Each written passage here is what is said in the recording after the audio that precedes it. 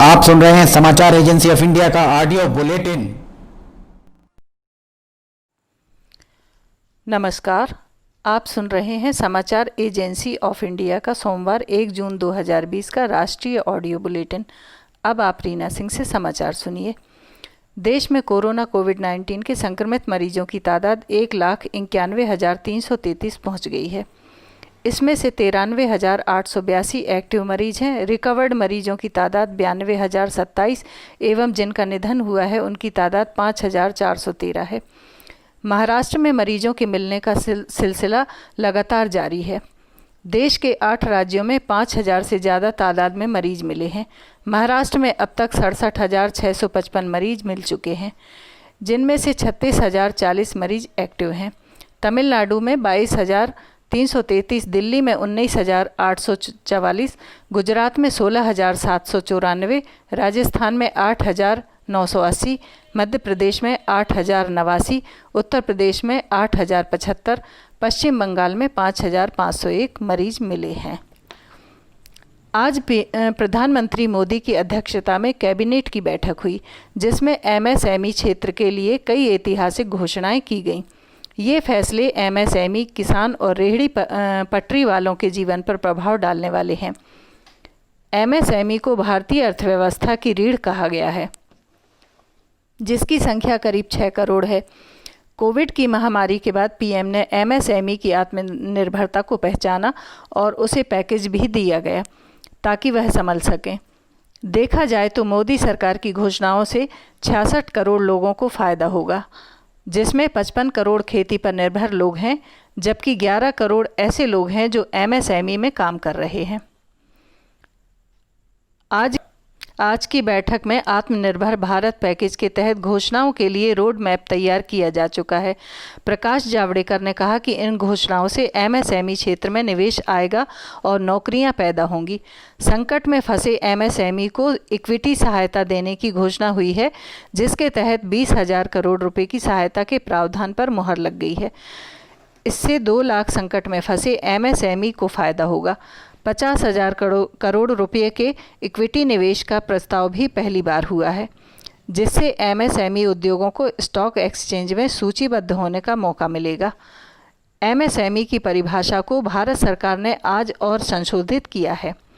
इकाई की परिभाषा के तहत निवेश की सीमा बढ़ाकर 1 करोड़ के निवेश और 5 करोड़ का कारोबार कर दिया है। वहीं लघु इकाई निवेश की सीमा बढ़ाकर 10 करोड़ रुपये और 50 करोड़ रुपये का कारोबार कर दिया गया है। मध्यम इकाई के तहत 20 करोड़ रुपये निवेश और 250 करोड़ रुपये का कारोबार कर दिया है। पीएम ने मध्यम और मैन्युफैक्चरिंग सेवा इकाइयों की सीमा भी बढ़ाकर 50 करोड़ निवेश कर दी और कारोबार की सीमा 250 करोड़ तक बढ़ा दी है। साथ ही ये भी फैसला लिया गया है कि निर्यात में एमएसएमई को किसी भी टर्नओवर में नहीं गिना जाएगा, चाहे वह सूक्ष्म हो, लघु हो या फिर मध्यम हो। यूनियन कैबिनेट की इस बैठक में रेहड़ी पटरी और ठेले वालों के लिए एक विशेष ऋण योजना की भी घोषणा हुई है। इससे रेहड़ी पटरी ठेले वाले, छोटी दुकान वाले, सड़क पर माल बेचने वाले लोगों की क्षमता बढ़े और उनका काम चले, इसके लिए अधिक लोन दिया जाएगा और ये योजना लंबी चलेगी। इससे 50 लाख से अधिक लोग लाभान्वित होंगे। रेहड़ी पटरी और ठेले लगाकर बहुत से लोग सब्जी, फल, चाय, पकौड़ा, चप्पल, किताब, अंडा और कई अन्य चीज़ें बेचते हैं। इसके तहत सैलून, मोची, लॉन्ड्री और पान की दुकानें भी आएंगी। कोविड-19 के दौरान इनका ध्यान रखने के लिए योजना शुरू की गई है ताकि उन्हें मदद मिले। फुटपाथ दुकानदारों को इस योजना के तहत 10,000 रुपये का लोन दिया जाएगा, जिसे वह मासिक किश्तों में 1 साल में लौटा सकते हैं। समय से भुगतान में 7% वार्षिक ब्याज सब्सिडी के रूप में लाभार्थी के खाते में डाल दिए जाएंगे। जावड़ेकर ने घोषणा करते हुए साफ किया कि इसमें कोई दंड का प्रावधान नहीं है। बैंक और स्वयं सहायता समूहों की जिम्मेदारी भी तय की गई है ताकि ये फ़ायदा जिनके लिए है उन तक आसानी से पहुंच सके। इसमें पारदर्शिता बनी रहे, इसके लिए पोर्टल और मोबाइल ऐप भी तैयार किए गए हैं। भारतीय मौसम विभाग ने देश में अम्फान के बाद एक और चक्रवाती तूफान आने की चेतावनी जारी की है। जहां अम्फान ने ओडिशा और पश्चिम बंगाल समेत उत्तरी तटीय इलाकों को भारी नुकसान पहुंचाया था, वहीं अब अरब सागर के ऊपर बने दबाव क्षेत्र से अगले 2 दिन में चक्रवात शुरू होने का अनुमान है। इसका नाम निसर्ग दिया गया है। बताया गया है कि यह भारत के पश्चिम में स्थित तटों से होकर गुजरेगा और इसके महाराष्ट्र और गुजरात से 100 किलोमीटर प्रति घंटे की रफ्तार से टकराने की संभावना है। मुंबई और उसके आसपास के कुछ इलाकों में सोमवार सुबह हल्की बारिश हुई। मुंबई शहर, उसके उपनगरीय इलाकों और पड़ोस के ठाणे और पालघर के कुछ हिस्सों में हल्की बारिश होने से वहां के लोगों को गर्म एवं चिपचिपे मौसम से कुछ राहत मिली है। IMD की वेबसाइट के मुताबिक मुंबई के धारावी में पिछले 24 घंटे में सबसे अधिक 31.46 मिलीमीटर बारिश दर्ज की गई। रविवार को भी पुणे समेत राज्य के कुछ हिस्सों में आंधी आई और तेज हवाओं के साथ बारिश हुई थी।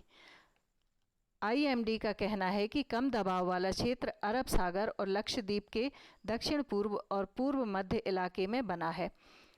फिलहाल यह गोवा से 400 किलोमीटर दक्षिण पश्चिम, मुंबई से 700 किलोमीटर दक्षिण पश्चिम और गुजरात के सूरत से 930 किलोमीटर दक्षिण पश्चिम की दूरी पर है। चक्रवाती तूफान में बदलने के बाद 2 जून की सुबह तक इसके उत्तर की ओर बढ़ने की संभावना है। तूफान रायगढ़ के हरिहरेश्वर, रायगढ़ महाराष्ट्र और दमन के बीच उत्तर महाराष्ट्र और दक्षिण गुजरात के तट से 3 जून की शाम या रात को टकरा सकता है। इसके चलते दोनों राज्यों में भारी बारिश की चेतावनी जारी की गई है। इसके अलावा दोनों राज्यों के तटों में 12 से 16 फीट ऊंची लहरें उठने का भी अनुमान है। प्रधानमंत्री नरेंद्र मोदी ने कहा है कि भारत जैसे देश में पर्याप्त मेडिकल ढांचे और मेडिकल शिक्षा की आवश्यकता है। बेंगलुरु स्थित राजीव गांधी स्वास्थ्य विज्ञान विश्वविद्यालय के रजत जयंती समारोह का आज वीडियो कॉन्फ्रेंस के जरिए उद्घाटन करते हुए उन्होंने कहा कि पिछले 6 वर्षों के दौरान सरकार ने स्वास्थ्य और स्वास्थ्य शिक्षा के क्षेत्र में सुधारों को सर्वोच्च प्राथमिकता दी है। प्रधानमंत्री ने कहा कि देश में 22 और अखिल भारतीय आयुर्विज्ञान संस्थानों की स्थापना की जा रही है। उन्होंने कहा कि पिछले 5 वर्षों के दौरान MBBS की 30,000 और मेडिकल स्नातकोत्तर की 15,000 सीटें बढ़ाई गई हैं। प्रधानमंत्री ने कहा कि दुनिया की सबसे बड़ी स्वास्थ्य देखभाल योजना आयुष्मान भारत के तहत 2 वर्ष से भी कम समय में 1 करोड़ लोगों को लाभ पहुंचाया गया। उन्होंने कहा कि ग्रामीणों और महिलाओं को इससे सबसे ज़्यादा लाभ मिला है। आप सुन रहे थे रीना सिंह परमार से समाचार एजेंसी ऑफ इंडिया के ऑडियो बुलेटिन में सोमवार 1 जून 2020 का राष्ट्रीय बुलेटिन। हम राष्ट्रीय बुलेटिन लेकर मंगलवार 2 जून 2020 को एक बार फिर हाजिर होंगे। अगर आपको यह ऑडियो बुलेटिन पसंद आए तो आप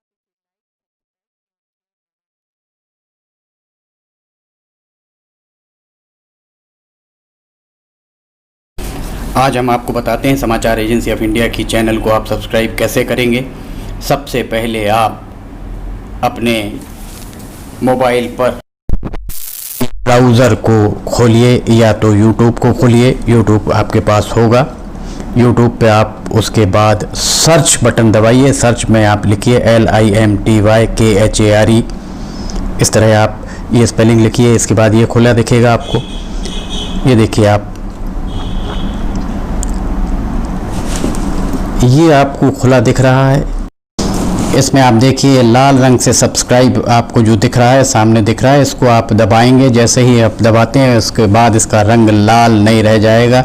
इसके बाद इसके दाएं कोने की तरफ जाइए। दाएं कोने में आप देखिए पर्सनलाइज, नन और ऑल आपको दिख रहा है।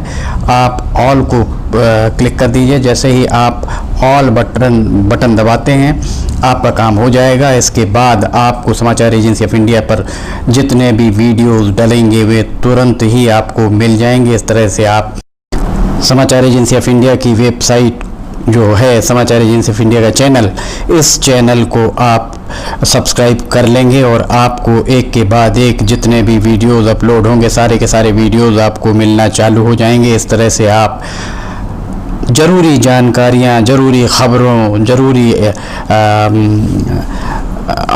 अन्य चीज़ों से वंचित नहीं रह पाएंगे।